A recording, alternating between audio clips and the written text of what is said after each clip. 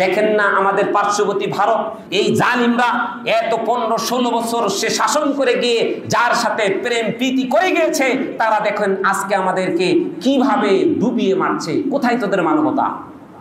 পশ্চিমাদের তোদের মানবতা কোথায় গেল? রাত্রের লোকগুলো ঘুমিয়েছিল, অনেক পরিবার সেখান থেকে বের হতে পারে নাই। দেখে যাও মানবতার কথা আমাদের নবী কিভাবে মানবতার কথা বলে গিয়েছেন। আন-নু'মান ইবনে বাশির রাদিয়াল্লাহু তাআলা আনহু قال قال رسول الله صلى الله عليه وسلم مثل المؤمنين في توادهم وتراحمهم وتعاطفهم। অর্থাৎ একজন মুসলমান আরেক মুসলমানের দৃষ্টান্ত হলো তাদের পারস্পরিক ভালোবাসা, মায়া, মমতায় সম্পর্কের দিক দিয়ে একটা দেহের নেই। ইদাস্তাকা মিনহু আযবুন, এই মানুষের একজন মানুষের কোনো একটা জায়গায় যদি ব্যথা লাগে, ব্যথা অনুভব করে, তাদা আলাহু সাইরুল জাসাদ বিসসাহারি ওয়াল হুম্মা, তাহলে তার সারা শরীরের ব্যথা অনুভব করে, জ্বর চলে আসে। অনুরূপভাবে একজন মুসলমান আরেক মুসলমানের জন্য এমনই অনুভব করতে হবে। শুধু তাই নয়, আল্লাহ নবী সাল্লাল্লাহু আলাইহি সাল্লাম তিনি বলেছেন, عن ابن عمر رضي الله تعالى عنهما أن رسول الله صلى الله عليه وسلم قال المسلم أخو المسلم, একজন মুসলমান আরেকজন মুসলমানের ভাই, লা ইয়াযলিমুহু, সে তার প্রতি জুলুম করতে পারে না, তার প্রতি একজন আরেকজনের প্রতি জুলুম অত্যাচার করতে পারে না। ওয়ালা ইসলিমুহু, একজন আরেকজনকে কোনো বিপদ আপদে, কোনো অন্যায় অনাচারে বিপদে ঠেলে দিতে পারে না।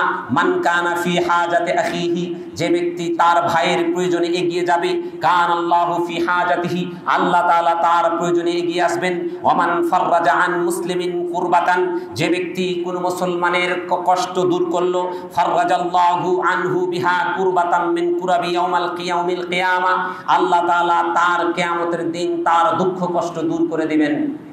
কেমন নীতিমালার কথাগুলো বলা হয়েছে। আল্লাহ নবী সাল্লাল্লাহু আলাইহি ওয়াসাল্লাম বলছেন, ওয়ামান সাতারা মুসলিমান সাতারাহুল্লাহু ইয়াউমাল কিয়ামা, যে ব্যক্তি কোন মুসলমানের ইজ্জত, সম্মান, কোন দোষ ত্রুটি গোপন রাখলো, কাল কিয়ামতের দিন আল্লাহ তাআলা ওই ব্যক্তির দোষ ত্রুটিকে গোপন করে আল্লাহ তাআলা তাকে জান্নাতে দিবেন। এমন গ্যারান্টি আল্লাহ রাসূল সাল্লাল্লাহু আলাইহি ওয়াসাল্লাম দিয়ে গেছেন। এটি হলো মুসলিম শরীফের হাদিস। সম্মানিত সুধী, আল্লাহ নবী সাল্লাল্লাহু আলাইহি সাল্লাম তিনি বলছেন, আন আবি হুরায়রা রাদিয়াল্লাহু তাআলা আন নবী সাল্লাল্লাহু আলাইহি সাল্লাম قال মান নাফাসা আন মুমিনিন কুরবাতান মিন কুরাবিদ দুনিয়া, যে ব্যক্তি কোন মানুষ, কোন মুমিনের দুনিয়ার কোন একজন ব্যক্তি আরেকজনের কষ্ট দূর করলো, নাফাসাল্লাহু আনহু কুরবাতাম মিন কুরাবি ইয়াউমিল কিয়ামা, সে আল্লাহ তাআলা ওই ব্যক্তির কিয়ামতের দিন তার দুঃখ কষ্ট দূর করে দিবেন। সুবহানাল্লাহ, সুবহানাল্লাহ। এরপর আল্লাহ নবী সাল্লাল্লাহু আলাইহি ওয়াসাল্লাম বলছেন, ওয়ামান ইয়াসসারা আলা মুসিরিন ইয়াসসারাল্লাহু আলাইহি ফিদ দুনিয়া ওয়াল আখিরা, যে ব্যক্তি কোন মুসলমানের কোন কঠিন কাজগুলো, কঠিন বিষয়গুলোকে সহজ করে দিল, আল্লাহ তাআলা তার দুনিয়া এবং আখিরাতের কঠিন কাজগুলো, কঠিন বিষয়গুলো দুনিয়া এবং আখিরাত উভয় জগতে আল্লাহ তাআলা সহজ করে দিলেন। সুবহানাল্লাহ। ওয়ামান সাতারা মুসলিমান সাতারাহুল্লাহু ফিদ দুনিয়া ওয়াল আখিরা, আর যে ব্যক্তি একজন মুসলমান আরেক মুসলমানের দোষ ত্রুটিকে গোপন রাখলো, আল্লাহ তাআলা কিয়ামতের দিন তার জন্য দুনিয়া এবং আখিরাতে আল্লাহ তাআলা তার দোষ ত্রুটি ঢেকে রাখবেন। দেখেন মানবতা কাকে বলে। সম্মানিত সুধী, অতএব এরকম মানবতার বহু কথা রয়েছে, যেগুলো আমি আজকে কিছু উদাহরণ আপনাদের সামনে তুলে ধরবো ইনশাআল্লাহ। তবে এই মানবতাগুলো পাবেন কোথায়? এই মানবতাগুলো জানতে হলে আপনাকে কোরআন এবং সুন্নাহর কাছে আসতে হবে। আপনার ছেলেকে একজন ডাক্তার বানান, সে ডাক্তার হোক, কিন্তু মানবতার সেই শিক্ষাগুলো তার মধ্যে যদি থাকে, তাহলে তার কাছে সমস্ত রোগী নিরাপদ থাকবে। আপনার পেট অপারেশন করতে গিয়ে কিডনি কেটে রেখে দিবে না, কারণ সে তার মধ্যে মানবতা আছে যে এই লোকটার কাছে, এই লোকটা আমার কাছে ভালো আচরণ পাওয়ার সে অধিকার রাখে, না হলে আমি কিয়ামতের দিন আল্লাহ তাআলা আমাকে ধরবেন। সম্মানিত সুধী, অতএব বর্তমানে যে মানবতার অবক্ষয় ভারত সরকার ঘটিয়েছে, আমি আপনাদেরকে উদাত্ত আহ্বান জানাবো, প্রত্যেকটি মুসলমান আপনারা এদের জন্য এগিয়ে যান, এগিয়ে আসেন। যে সমস্ত বিশ্বস্ত লোকজন টাকা কালেক্ট করছে, তাদের কাছে আপনার জমানো টাকাটা দিয়ে আসেন। বা এলাকা ভিত্তিক আপনারা একটা কমিটি গঠন করেন, যার মাধ্যমে আপনার একটি টাকাও হলে ওই অসহায় লোকদের কাছে পৌঁছে যায় যদি, তাহলে আপনি তাদের কষ্ট দূর করার জন্য শরীক হলেন। আল্লাহ রাসূল সাল্লাল্লাহু আলাইহি ওয়াসাল্লাম গ্যারান্টি দিয়েছেন কিয়ামতের দিন আপনার এই মানবতা রক্ষার জন্য আল্লাহ তাআলা আপনার কষ্ট দূর করে দিবেন। অতএব সময় এসেছে এমন সওয়াবের ভাগীদার হওয়ার জন্য।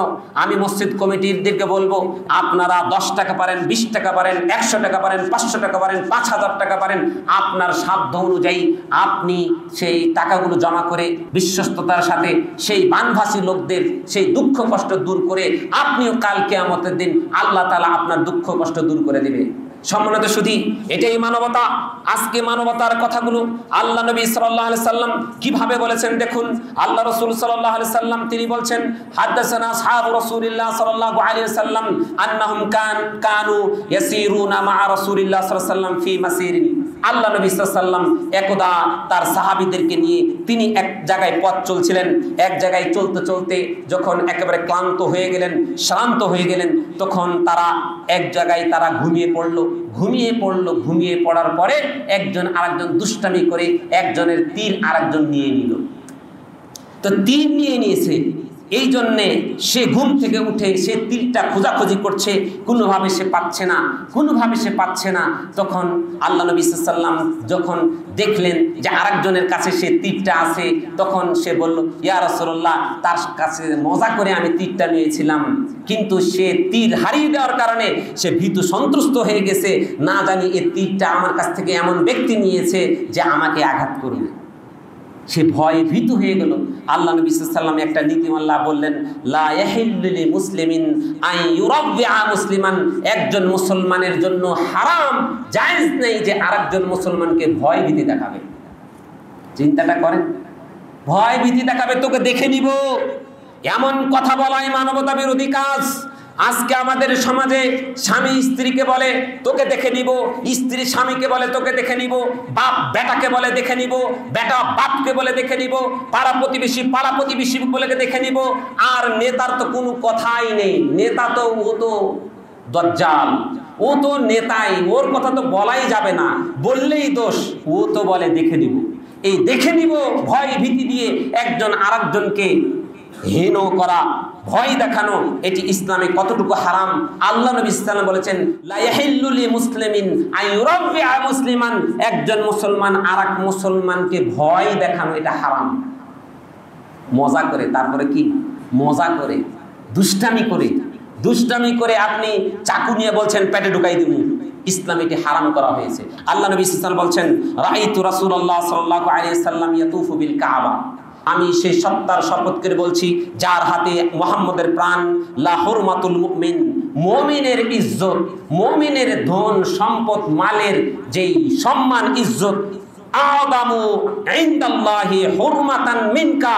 হে কাবা, তোমার থেকে একজন মুমিনের ধন সম্পদ, তার জীবনের মর্যাদা আল্লাহর কাছে বহুগুণে বেশি। কি মনে করেন মানুষকে হত্যা করে টাকা নিয়ে বাইতুল্লাহ শরীফে গিয়ে সেলফি তুলেন না? আল্লাহ নবী কি বলছেন? আল্লাহ নবী কাবাকে উদ্দেশ্য করে বলছেন, হে কাবা, আমি বিশ্বাস করি তোমার পবিত্রতা মহান, তোমার পবিত্রতার অসীম পবিত্রতা রয়েছে, তোমার এখানকার খুশবু মানুষের মনকে আকৃষ্ট করে, তোমার সম্মান মর্যাদা অনেক বেশি, এটা আমি বিশ্বাস করি। কিন্তু তুমি জেনে রাখো, একজন মুসলমানের জান, একজন মুসলমানের মাল, একজন মুসলমানের ইজ্জত তোমার থেকে, তোমার হুরমাতের থেকে ওই মুমিনের হুরমাত, মুমিনের ইজ্জত বহুগুণে বেশি। অথচ এই বান্দারা কি করে? মানুষের টাকা অন্যায়ভাবে হরণ করে, ভক্ষণ করে ও বেয়াদব যায় কাবা ঘর তওয়াফ করার জন্য। মানুষকে হত্যা করা টাকা নিয়ে, মানুষের প্রতি জুলুম করে টাকা নিয়ে সেখানে যায়, সবচেয়ে হুরমতকে নষ্ট করে, মানুষ একজন মুমিনের ইজ্জতকে নষ্ট করা কাবা ঘর ভাঙার চেয়ে বড় অপরাধ। কাবা ঘরের মর্যাদা একজন মুমিনের থেকে নিঃসন্দেহে 3 গুণ কম, 3 গুণ মর্যাদা বেশি একজন মুমিনের। তার মালের মর্যাদা, তার জীবনের মর্যাদা, তার রক্তের মর্যাদা, ইজ্জতের মর্যাদা আল্লাহ তাআলা এই কাবার থেকে বহুগুণে আল্লাহ তাআলা বাড়িয়ে দিয়েছেন। সেই মুমিনকে তুমি, মুমিনের সেই মানবতাকে তুমি হরণ করে কাবা ঘরে তওয়াফ করে আল্লাহকে খুশি করতে যাও না। তুমি যখন বলবে লাব্বাইক আল্লাহুম্মা লাব্বাইক, হে আল্লাহ আমি উপস্থিত হয়েছি, আল্লাহ বলবেন তুই বাংলাদেশী আছিস, তুই এখনো এখানে আসিসনি, তুই মনে মনে বলছিস এখানে এসেছি, আসলে তুই এখানে আসিসনি, তুই বাংলাদেশে আসছিস।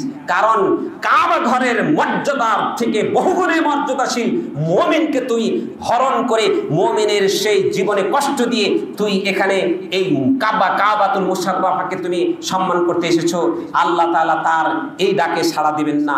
সম্মানিত শুধু তাই নয়, আল্লাহ নবী সাল্লাল্লাহু আলাইহি ওয়াসাল্লামের কেমন মানবতা ছিল একটুখানি দেখুন।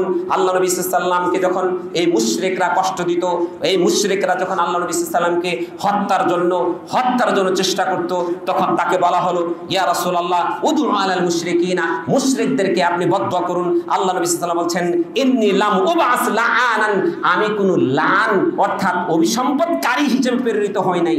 আর আজকে স্বামী স্ত্রীকে লানত দেয়, স্ত্রী স্বামীকে লানত দেয়, সব না পারলে কি করে জানেন? এমন লানত দেয় যে মানে চূড়ান্ত অপরে একজন আরেকজনের প্রতি লানত ছাড়া এরা বুঝেই না। অথচ আল্লাহ নবীর আদর্শে কি বলছে দেখেন মানবতা। আল্লাহ নবী বলছেন আমি লানতকারী হিসেবে প্রেরিত হই নাই। আল্লাহ নবী সাল্লাল্লাহু আলাইহি সাল্লাম তিনি বলছেন ওয়া ইন্না বুইস্তু রাহমাতান, আমি প্রেরিত হয়েছি দয়া হিসাবে, রহমত হিসাবে। একটুখানি চিন্তা করুন, আল্লাহ নবী সাল্লাল্লাহু আলাইহি সাল্লাম যখন ওই তায়েফের ময়দানে যখন তাকে কষ্ট দেওয়া হয়েছিল, রক্তাক্ত করে দেওয়া হয়েছিল, ওই সময় ফেরেশতারা এসে বলে যে ইয়া রাসূলুল্লাহ আপনি তাদের জন্য বদদুয়া করেন। তখন বদদুয়া না করে তিনি বলছিলেন বাল আরজু আই ইউখরিজাল্লাহ মিন আসলাবিহিম মান ইয়াবুদুল্লাহ ওয়াহদাহু ওয়ালা ইউশরিক বিহি শাইআন, বরং আমি আশা করছি আল্লাহ তাআলা তাদের এই বংশধর থেকে এমন কতগুলো মানুষকে বের করবেন যাদের মাধ্যমে আল্লাহ তাআলার তাওহীদকে প্রতিষ্ঠা করবেন এবং শিরককে একেবারে মুছে দিবেন। এইরকম এখান থেকে বংশধর বেড়ে উঠতে পারে, অতএব আমি তাদের জন্য বদদুয়া করব না। দেখেন মানবতা, কষ্ট দিচ্ছে, রক্তাক্ত করে দিয়েছে, আল্লাহ নবী সাল্লাল্লাহু আলাইহি সাল্লামের রক্ত ঝরতে ঝরতে একেবারে জুতার সাথে পা বেঁধে গিয়েছে, তারপরও তিনি তাদের জন্য বদদুয়া করেন নাই। আল্লাহ নবী সাল্লাল্লাহু আলাইহি সাল্লাম যখন উহুদের যুদ্ধে রক্তাক্ত হয়ে গেলেন, আল্লাহ নবী সাল্লাল্লাহু আলাইহি সাল্লামের প্রিয় সাহাবী হামজা রাদিয়াল্লাহু তাআলা আনহু শাহাদাত বরণ করলেন, মুসআব ইবনে উমাইর রাদিয়াল্লাহু তাআলা আনহু শাহাদাত বরণ করলেন। এদের হত্যা যখন শহীদ হয়ে গেলেন, তখনও বলা হয়েছিল ইয়া রাসূলুল্লাহ আপনি এদের জন্য এই মুশরিকদের জন্য বদদুয়া করেন। আল্লাহ নবী কি বলছিলেন? আল্লাহুম্মা হাদি কওমি, হে আল্লাহ তুমি আমার এই সম্প্রদায়কে হেদায়েত দান করো। ফা ইন্নাহুম লা ইয়ালামুনা, তারা তো জানে না, চিনে না, তারা তো সত্যটা বুঝতেছে না, হে আল্লাহ তুমি তাদেরকে হেদায়েত দান করো। মানবতা। আল্লাহ নবী সাল্লাল্লাহু আলাইহি সাল্লাম তিনি একদিন মসজিদে ছিলেন, ওই সময়ে একজন ইহুদি এসে মসজিদে প্রস্রাব করে দিয়েছিল। সাহাবায়ে کرام তারা বলেছিল ইয়া রাসূলুল্লাহ ছাড়েন। ওমর রাদিয়াল্লাহু তাআলা বলছেন তার গর্দান নামিয়ে দিন, বেয়াদব তুই মসজিদে প্রস্রাব করেছিস। আমরা হলে তো সেন্টিমেন্টাল এমন করে ফেলবো। আল্লাহ নবী সাল্লাল্লাহু আলাইহি সাল্লাম তাকে ক্ষমা করে দিয়ে বলছেন না, তাকে ছেড়ে দাও। আল্লাহ নবী সাল্লাল্লাহু আলাইহি সাল্লাম পানি আনতে বললেন, তাই সেখানে পানি ঢেলে দিলেন। কত বড় মানবতা দেখিয়েছেন, চিন্তা করছেন? এরকম মানবতার মুক্তির দূত তিনি তার মানবতার কথাগুলো শুনে একজন কঠোর থেকে কঠোর বিদ্বেষী সেও ইসলাম গ্রহণ করতে বাধ্য হয়েছিল। আর আমরা মুসলিম হয়ে আমাদের মানবতা এত অবক্ষয় হয়েছে, শয়তান আমাদের মানবতা দিকে হাসে, শয়তান মুচকি মুচকি হাসে। তোর কাছে যাওয়ার দরকার নাই, তুই আমার যে কাজ সেটা তুই কর, তোর জন্য যথেষ্ট, আমার সেখানে যাওয়ার দরকার নাই। এমন পর্যায়ে আমাদের মানবতা লোপ পেয়েছে যে আল্লাহ নবী সাল্লাল্লাহু আলাইহি সাল্লাম একটা পিঁপড়ার সম্পর্কে বলছেন যে কিছু সাহাবী তারা পিঁপড়ার ঘরকে জ্বালিয়ে দিল।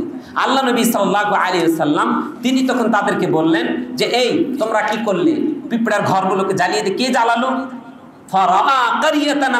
আল্লাহ নবী সাল্লাল্লাহু আলাইহি সাল্লাম একটা গ্রাম দেখলেন, অর্থাৎ পিঁপড়ার কিছু ঘর দেখলেন, কাদ হাররাকনাহা, যেগুলোকে আমরা পুড়িয়ে দিয়েছি। আল্লাহ নবী বলছেন মান হাররাকা হাযিহি, এই পিঁপড়ার ঘরগুলোকে কে জ্বালিয়ে দিল? আল্লাহ নবী সাল্লাল্লাহু আলাইহি সাল্লামের সাহাবীরা বলছেন কুলনা নাহনু, আমরা এটাকে জ্বালিয়ে দিয়েছি। আল্লাহ নবী সাল্লাল্লাহু আলাইহি সাল্লাম বলছেন যে কোন ব্যক্তির জন্য হারাম যে কোনো প্রাণীকে পুড়িয়ে মারবে, পুড়িয়ে হত্যা করবে, এটার জন্য হারাম। বলেন এই একটা পিঁপড়াকে যদি পুড়িয়ে হত্যা করা হারাম হয়ে থাকে, তাহলে একজন মানুষকে পুড়িয়ে হত্যা করা কত বড় অপরাধ হতে পারে? এমন অসংখ্য মানবতার কথা। আল্লাহ নবী সাল্লামের এক সফরে একজন সাহাবী তিনি ওই হাজত সারার জন্য একটু নির্জনে গিয়েছে, সেখানে গিয়ে দুইটা পাখির বাচ্চা নিয়ে এসেছে। পাখির বাচ্চা যখন নিয়ে এসেছে তখন ওই পাখিটা এসে কান্নাকাটি করছে, চিল্লাচিল্লি করছে। আল্লাহ নবী সাল্লাল্লাহু বলছেন, কে এই পাখিকে এবং পাখির বাপকে মাকে কে কষ্ট দিচ্ছে? আল্লাহ নবী সাল্লাল্লাহু এরকম ধমক দিয়ে বললেন, তাড়াতাড়ি তার বাচ্চাগুলোকে তোমরা ফিরিয়ে দাও। এটি মানবতা। অর্থাৎ ইসলাম একমাত্র মানবতার ধর্ম, যার মধ্যে আপনার ছোট থেকে বড়, সামান্য থেকে সামান্য একটা প্রাণীর গাছেরও সাথে এদের মানবতা রয়েছে। এটার নাম ইসলাম। অতএব আসুন আমাদের মানবতার বিষয়গুলো আমরা কোরআন এবং সুন্নাহ থেকে জানি। কোরআন এবং সুন্নাহর থেকে মানবতার কথাগুলো আমরা যদি নিতে পারি, তাহলে একমাত্র আমাদের সমাজে মানবতাকে প্রতিষ্ঠা করতে পারবো। আল্লাহ তাআলা আমাদের সবাইকে সত্যিকারের মানবিক হওয়ার তৌফিক দান করুন। আর বিশেষ করে বন্যা দুর্গত এলাকায় বন্যায় যে মানুষের ক্ষতি হয়েছে, এটা তো পুষিয়ে দেওয়ার মতো আমাদের ক্ষমতা নেই, কিন্তু আপনাদেরকে উদাত্ত আহ্বান জানাবো যে আপনারা যে যতটুকু পারবেন আপনারা উদ্যোগ নিয়ে তাদের কাছে কিছু টাকা পাঠানোর চেষ্টা করেন। এর মাধ্যমে আল্লাহ তাআলা আমাদের রিজকে বারাকা দান করবেন, আমাদের যে দুঃখ কষ্টগুলো আল্লাহ তাআলা দূর করবেন। শুধুমাত্র মনের মধ্যে নিয়ত রাখেন, আল্লাহ তুমি এর মাধ্যমে আমার বাপকে সুখী করো, আমার মাকে সুখী করো, আমাকে সুখী করো, আমার পরিবারকে সুখী করো। নিঃসন্দেহে আল্লাহ তাআলা আপনাকে দুনিয়া এবং আখিরাতে উভয় জায়গায় সুখ দান করবেন। আল্লাহ তাআলা আমাদের সবাইকে কবুল করুক।